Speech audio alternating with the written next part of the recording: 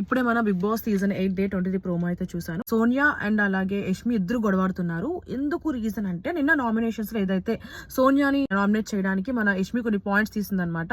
Like నువ్వు ఏదైతే Nikhil clan లో ఉన్నావో నీకు వాళ్ళని యూజ్ చేసుకుని నువ్వు గేమ్ ఆడిందో ఉంది తప్ప నువ్వు ఫిజికల్ గా ఎలాంటి టాస్క్ ఆడలేదు అని చెప్పేసి నామినేట్ చేసింది అనమాట. సోనియా కూడా నువ్వు నిఖిల్ ది పృథ్వీది గేమ్ చూస్తున్నాక నా గేమ్ నువ్వు ఎక్కడ చూస్తున్నావు. సో మన యష్మి కూడా అంటది, సరే ఇక్కడ నుంచి నేను ఎవరిని చూస్తున్నానా నువ్వు చూడు, నేను నిఖిల్ ని చూస్తున్నానా పృథ్వీని చూస్తున్నానా లేదంటే నీకులాగా కాకుండా నేను గేమ్ ఆడుతున్నాను అని చెప్పేసి.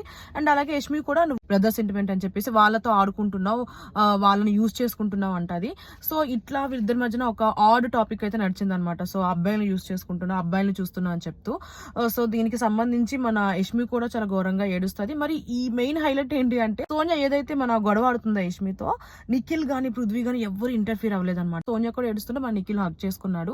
మరి ఇంత ఫైర్ అయితే చూపించారు కాబట్టి ఈరోజు ఎపిసోడ్ లో ఆ ఫైర్ ఉంటుందా లేదని